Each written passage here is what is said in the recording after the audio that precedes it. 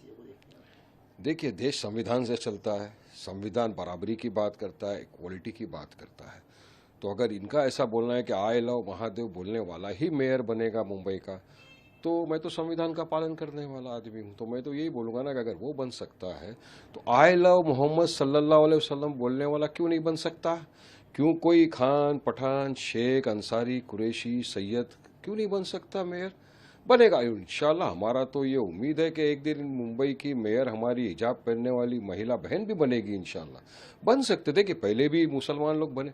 भारत के प्रेसिडेंट बन चुके हैं APJ Abdul Kalam Azad ji, vice president रह चुके हामिद साहब, कितने सारे गवर्नर हैं जो बने हैं मुसलमान। मगर ये बोलना कि नहीं, ये बोलने वाला ही बनेगा, ये बिल्कुल असंवैधानिक है। ऐसा नहीं, जनता जनार्दन है, पब्लिक जिसको मोहब्बत से नवाजेगी, वोटों से नवाजेगी, वो जीतेगा और इंशाल्लाह मेयर बनेगा।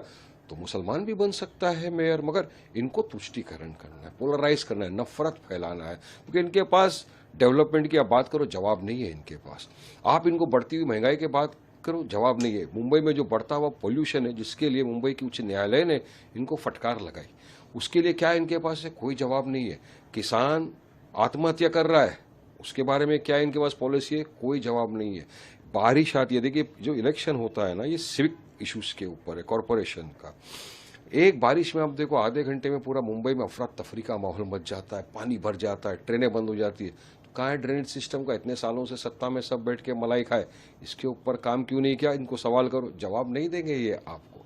तो ये तमाम मुद्दों से ध्यान भटकाने के लिए इनको एक ही चीज़ मिल गया है, किसी भी तरह मुसलमानों के खिलाफ अनाप शनाप बकवास करो, ध्यान भटकाओ, ध्रुवीकरण करो, पोलराइज करो, अपनी गंदी राजनीति को चमकाओ। मगर महाराष्ट्र की आवाम समझदार है, इनके झांसों में नहीं जाएगी।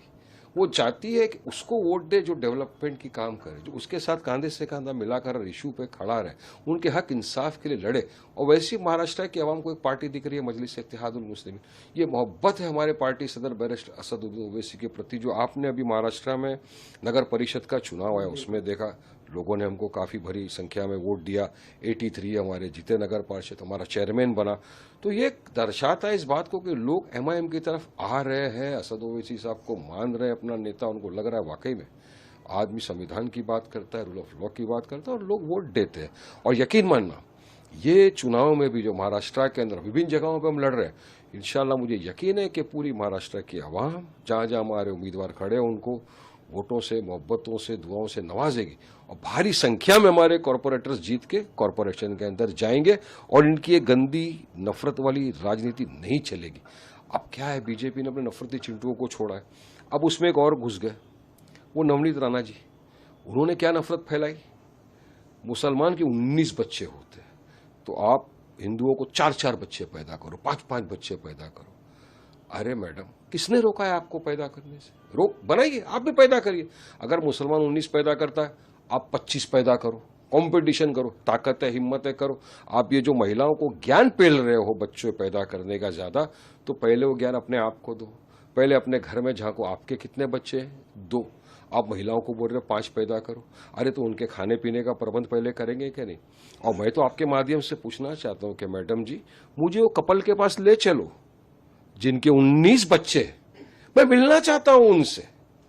नहीं है इनके पास। जब तो ये चलती ट्रेन में एक और नफरती चिंटू घुस गया, मुसलमानों के खिलाफ बोला, मीडिया ने उनको उठाया, अब उनको पब्लिसिटी चाहिए।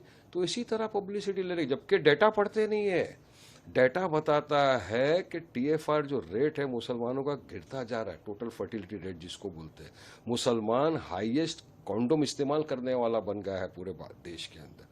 तो ये तमाम चीज़ का डेटा जब वो पढ़ेंगे तो इस तरह के अनाप शनाप बकवास नहीं करेंगे। तो मैं चाहूँगा कि आप भी उनको ज़्यादा पब्लिसिटी मत दो। ये बीजेपी को आदत है सिर्फ ध्रुवीकरण करना, नफरत फैलाना। कॉरपोरेशन चुनाव में जनता जवाब देगी। आंकड़े की आपने बात